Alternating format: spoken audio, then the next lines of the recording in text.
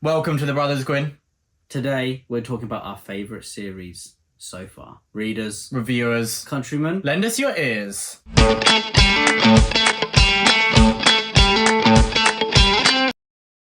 And a huge thank you to all of our Patreons. Thank you to the Pit Fighters, the First Swords, and all of the Bright Stars, Truth and Courage. Hello and welcome back to For the Very First Time to the channel. This is Ed, I am Will, we're brothers, and today, as you've already heard, we're going to be talking about our favourite series of all time. No matter the genre, fantasy, sci-fi, fiction, whatever it is, we're going to be talking about our favourites today. And this is going to be split into two parts because there's two of us. We're going to include honourable mentions. So if we did that in one video, it'd probably be 2 hours long. Yeah. So today we're going to be talking about our 10th favourite to 5th favourite series of all time. And so Ed, why not? Let's just get straight into it. Yeah? What is your 10th favourite series of all time? The deal is that we have to have read, obviously, all of the books. We can't choose a series that is ongoing. So it has to be a finished series that we finished them as well, that's been finished and we finished it because it's finished. So It's finished. I'm yeah. finished now. So Yeah. my 10th favourite series of all time is Bernard Cornwell's The Warlord Chronicles. This is the story of Arthur, or, who we prefer, Derval Cadan, his loyal warrior. And That was it a great is man. a fantastic historical fiction trilogy that is Bernard Cornwell's best writing. In my opinion, the further Bernard Cornwell goes in his writing, the more his books become a bit of a template and they are very similar to each other. But The Warlord Chronicles stands head and shoulders above all of his other work. The character work is incredible. There are dark moments. The action, obviously, is Bernard Cornwell, his style down to a T. But there is so much heartbreak and emotion in this series that it is just so hard not to adore. That's so right, Ed. It is awesome. And I may be talking about it a little bit later. Before I talk about my 10th favourite, what do you think about the Warlord Chronicles? Is it fantasy or is it historical fiction? There's often a bit of a debate around that, isn't there? There is, and we did have a funny commenter once who hated Bernard Cornwell, didn't he? And even though the Warlord Chronicles is about, well, it's about 500 AD, isn't it? Yeah. It's about the Saxons, Angles, and Jutes invading Britain. He said that Bernard Cornwell in the Warlord Chronicles was obsessed with Vikings. Yeah. All sorts. And he also said Bernard Cornwell had a violence fetish. Yeah. But anyway, on to my 10th favourite series of all It's time. the commenters that make This- YouTube a good place. Of course, yes. Yeah. But anyway, this is also historical fiction. Talking of violence and Vikings. We have God of Vengeance by Giles Christian. This is the Rise of Sigurd series, God of Vengeance Book 1, and then that continues with Winters of Fire and Winter's Fire. Yeah. Sorry, and what's book 3 called? Wings of the Storm. Nice. It's a great trilogy. title, yeah. Really great title. This is Vikings. There is violence, and it's a prequel to an earlier series of his Raven. called Raven, but you can read this without having read that, and I would say actually read this recommend first, yeah. reading this first. And Sigurd, he's a great character. I love book 1 especially because it is quite a contained story of vengeance. There's a lot more to go into It's beyond. the Lion King. But yeah, it's awesome. Yeah, the original Lion King. It is brilliant, and yeah, it's my 10th favourite. Giles Christian has this really lyrical prose that isn't purple, but it's very effective, and it has little sprinkles of just beautiful use of language throughout. But he focuses on the characters, and there's a bit of like getting a group together of kind of miscreants and outcasts throughout, and I love that when people kind of create a group, and it's that found family trope that I adore, and that is done exquisitely in this series. Hence why it's my 10th favourite series of all time. Very nice. And number 9 for me is fantasy. No questions. It is a swashbuckling fantasy by Sebastian de Castell. The Great Coats is a fantastic series. Excuse me. It has the best bromance at all. We follow 3 characters who are part of the Order of the Great Coats, which are kind of like Templars, really, aren't they? As they battle knights and all other sorts of things in the world of the Great Coats, as they, are trying to embody justice, really, we would say, In a world that really in a world is that not justice conforming isn't even to- in the dictionary. You know, Yeah. there's no Oxford Dictionary, and if there was, justice would not be in there. No. So it's a great series. It's so funny, probably one of the funniest series I've ever read. And I always say that the quickest way for me to be immersed into a world is through humour.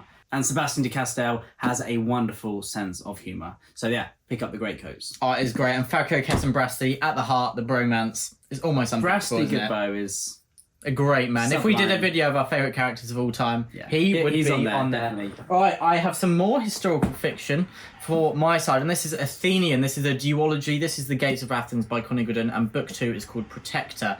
And this is, have you ever heard of a battle called Marathon or Thermopylae? It sounds long. I'm not sure. It is quite long, but this is brilliant. I love that Connie Gooden. I think that he just crafts the great balance of giving you historical detail but not kind of losing you amongst that. So it is immersive. You're brought into this new world, particularly amongst the city-state of Athens and what was democratic at the time of the assembly. Xanthippus and Aristides are two characters that will live long in my memory. And I love that there's this political Greek intrigue. names are so good. They aren't are great. They're I think strong names. I think when I get my own dogs, I might just call Xanthippes. Xanthippus, you know, Xanthippus. and Aristides. Aristides. Yeah. Like in Gates of Fire, there's a character called Polynikes. What a name. Polynikes. Polynikes. Ooh, love it. What a name. But anyway, talking about Conor Gooden, this is about, I was so emotional and I thought, okay, I've not cried yet. I've kept it in, you know, fighting strong. And then it got to the final page. And if you've read it, you'll know what it is. There's just a gut punch, which is like cheating. Literally. And yeah. It just reached out of the book and punched me. It was cheating. But anyway, this is absolutely brilliant, immersive. And if you like kind of, obviously, military fiction as well, I think you will love this. And it's very accessible, very easy to read, but immersive. And yeah, you learn a lot about the culture at the same time. So yeah, read this. That is the lesson of this video, basically. Fantastic. This is just another excuse for us to try and get people to read our favourite books, because there's not much better than talking to other people about books that you love and just kind of geeking As long as out they about agree it. with us. Yeah. If you don't, then I'd rather not hear, really. Yeah, don't tell us. And number 8 is the Wolf Den trilogy by L.D. Harper. You guys know that we love this trilogy. It is beautiful writing by L.D. Harper. We follow Amara in Pompeii in the 1st century AD, I believe. And yeah, if you know about Pompeii in the 1st century AD, you know what happens. But maybe it does happen, maybe it doesn't. Who knows? I know. But you'd know if you read it, so you have to read it first. But the Wolf Den trilogy, it follows Amara, who is a sex slave, and is all about her trying to, you know, escape her fate, really. Yeah. And it is incredible.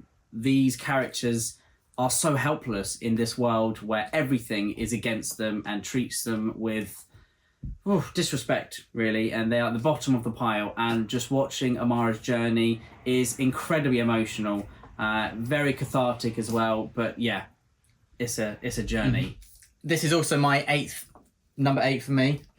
And it's actually my copy as well, Ed. Yeah, Amara is a brilliant character. She is forced to work in a brothel after being born a free woman. And so this is very tough topics covered in The Wolf Den. It's not for the faint of heart. This is a really emotional, moving book that, as you said, is devastating. But it is utterly immersive, and these characters are L.D. Harper's strong point. She has wonderful prose, which really engages you and is just expert at exploring kind of the character development. I think if I do want to be an author one day, and when I sit down to kind of, you know, be more analytical and study how to bring characters to life, this is one of the series that I will revisit, because character after character, you love them, you despise them, there's many that are in the middle, but every single one has motives, has their own background, has their own history. And the ones, as I said, the ones who you despise, even they have sympathetic aspects to them, which really just shows the care and craft that L.D. Harper has attributed to every aspect of her writing, and it goes a long way to crafting just a really brilliant story. And so yeah, that is The Wolf Den, both of our 8th favourite series of all time. It's surprising because that book has one sword in? Yeah, so this is not military Maybe historical more fiction. daggers, really, not really even a sword. Yeah, when we talk about historical fiction, it's mainly military historical fiction on this channel, but this is very different, and one that I'm very happy I picked up, and I'm very happy I got you to read as well, Ed. Okay, I did finish the trilogy first, though. But who introduced it to you? Okay, well... I think you should be more thankful. Who showed you Lord of the Rings? Exactly. Not you. Yeah, I did. It was Papa Gwyn. I actually went to see Lord of the Rings on the day William was born. Yep. Went to see the Two Towers, which was pretty cool. Do you know the first film you ever watched? I ever watched? Yeah, ever. Probably a Snoopy film. Yeah. Do you know what mine was? Lord of the Rings. Two Towers, 2 days old. Yeah. In the cinema. That is cool.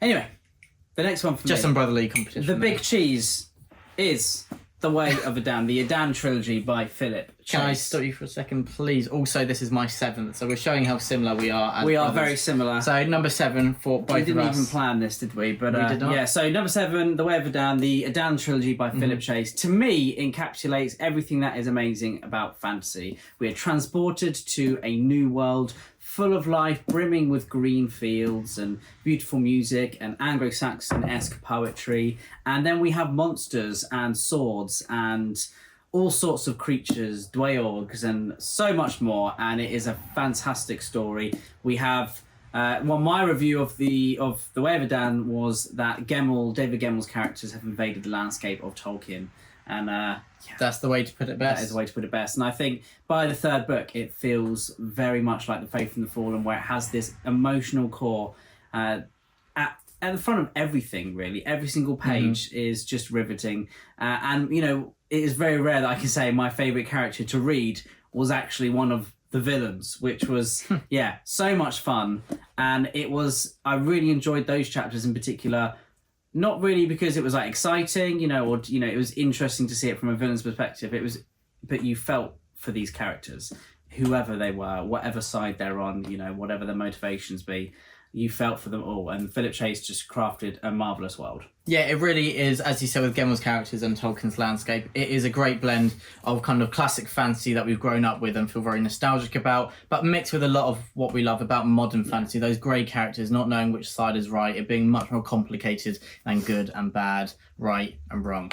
And I love how that is brought to flourish in the Adan trilogy. And as you get further into this series, it gets better and better and better. We really love The Way of Adan. We've got a review on the channel, but then we realised when we read The Prophet of Adan, this just laid the foundations for the rest of the series expertly, without seeming like exposition or world building for world building's sake. It felt like it was entwined and very natural to the progression of the plot in The Way of Adan, but it just worked so well to build the prophecy of Adan and the return to Adan, which are all expert. They're all in Adan. And yeah, it's such a great series, and I cannot recommend this enough. It is one that basically all fantasy lovers need to pick this up, because as I said, because of that blend of modern, it is because of that blend of modern and classic influences. I think that it really does have something for everyone, and that is our 7th favourite fantasy series of all time. And this one is a fantasy story for sure. For sure. Number 6 for me is something that William has spoken about earlier, and it is The Rise of Sigurd. The Lion King was based on Hamlet. Hamlet was based on the tale of Amleth, and this story is very similar to the tale of Amleth. I can't remember when that was written. I think it might have been the 10th or 11th century, maybe, or 12th. I'm not sure. Maybe it was written down. Around the time of the sagas. I can't remember off the top of my head now. But this book is fantastic. I mean, the Northman. I wish The Northman was based on this book, because it could have been even better, in my opinion.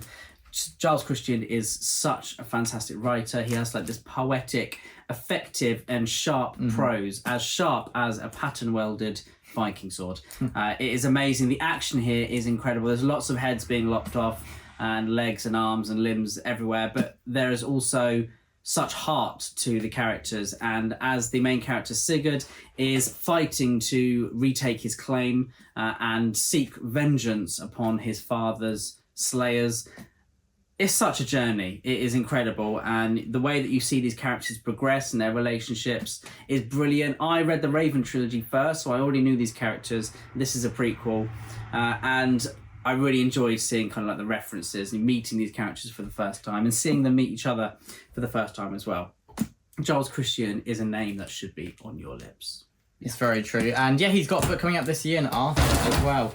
Ed has just been a very bad man in the book community, and he's knocked over a pile of books. So we will have a slight pause once we fix this crime. I've sought penance. I'm very sorry for knocking over your books, William. Please forgive me. I'm going to be looking for recompense, but it's when you'll least expect it. But anyway, for now, back to our favourite series of all time. This is my 6th favourite of all time. This is the Last War trilogy. Book 1 is We Are the Dead by Mike Shackle. I don't know why this has gone under the radar, because basically any person who I know who has read this has loved it and adored it. People like Petrick really kind of lit it up in my in the way they put it on my radar, and It's so brilliant. The premise is, what if the bad guys have already won?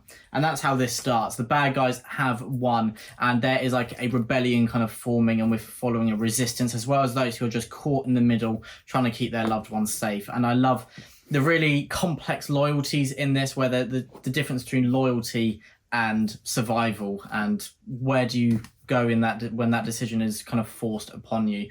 And yeah, We Are the Dead really takes many of those themes, and we've got characters very high up in the society, those very low, and a whole mix in between. And I absolutely love that kind of range of vivid kind of life stories that we follow in We Are the Dead, and it is written brilliantly. Every page, every chapter, kind of ends on a cliffhanger, so you're just wanting one more chapter. It reminds me about how Papa Gwyn writes, where there's like an event in every chapter, and so it always feels like a lot is going on, and it is easy to just really binge read We Are the Dead. And this is a series that I highly recommend, and it is The Last War by Mike Sheckle. I think if you had read the third book, it would be on the list as well, but definitely. Ed hasn't read book 3 yet, so not allowed on the list. I will soon, I promise. You will rectify that as well. You've got a lot of crimes. Have you read Live Ships yet? I haven't, but we're not talking about that today. Well, so that's called Deflection. But you can't talk about it today because you haven't read it. No. Anyway, next one for me. What number is this? Number 5. Final for the video. Last for the video is David Gemmell's Sword and the Storm. This is the Regante series, and David Gemmell is the best writer for flawed heroes, in my opinion. These grey characters are so great, and it is absolutely amazing. This book is inspired by Caesar's Gallic Wars, where we follow Conovar, who is, imagine the real world, he would be from a Celtic tribe, and he is fighting against the armies of stone, who are basically the Romans. And seeing him go from, because it is a coming-of-age story, go from boy to man is just incredible. The characters you meet on the way are amazing. All the characters are fully fleshed out, and the motivations are there. The action is incredible, and the ending, oh my goodness. The Conovar is just one of the best characters in literature, in my opinion, and it is just amazing to read. And seeing this go into the second book, into Midnight Falcon, where you have follow a different character, but you still know of these characters, it's just amazing seeing their relationships, and it's just a wonderful story. It's heartbreaking. It's incredibly sad. But yeah, like I said, no one writes flawed heroes like David Gemmell. Do you prefer the perspective of book 1, Conover, or book 2, Bane?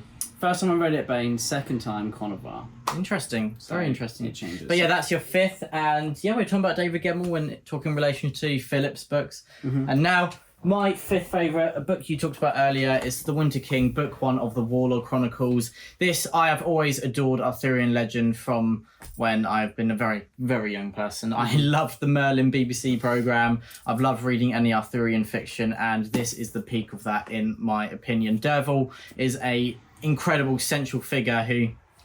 It's just a stroke of genius from Bernard Cornwell. He returned more to the original formations of Arthurian legend, many written by kind of the Welsh monks, and Geoffrey of Monmouth's history of the kings of Britain as well. And I love how that gives us a very fresh aspect to the Arthurian tales in this book, because sometimes it can be it can feel a bit repetitive with how many retellings we see now, but returning to that earlier source material really did wonders for this series. And it has heart. It keeps a lot of what we know is going to happen, and he kind of manipulates our feelings and that trepidation brilliantly to set up really devastating and tragic and moving moments that have characters that you love and those that you hate, and it consists of brilliant battles, amazing slow moments, and fantastic world building. And yeah, it feels so immersive, and the characters from Derval to Merlin to Arthur and onwards are just, there's such a wide... And I promise you, after you read this, you will never look at Lancelot the same. Lancelot is... You will hate him. Fantastic, forever. and he's done so differently. And yeah, Bernard Cornwell, brilliant writer, and I agree with what you said earlier. This is him at his very best. And so yeah, that's all when the you books. agree with me. It's quite nice, isn't it? Yeah. Well, it's I quite get used to rare, that. but it's good. But yeah, they are all the books that we're talking about today. We'll have part 2 of this video talking about our very favourite reads, or very favourite series, of all time. We'll have that out in a few days, maybe a week, maybe a little bit longer, but it will be out pretty soon on the channel. Hopefully you've enjoyed us kind of raving and ranting about our favourite series of all time, and hopefully there's a few books that maybe they've piqued your interest and you want to pick up, and hopefully it felt quite nostalgic if we talked about some of your favourites as well. Let us know in the comments below what your favourite series are. We'd love to see and chat with you We there. really would. Or join our Discord. There is a link in the description below, and then we can have a chat there about a little your favourite chinwag series. Exactly. But thanks for sticking with us, guys. Truth and courage. Stay safe. The Brothers Gwyn. The Brothers Gwyn.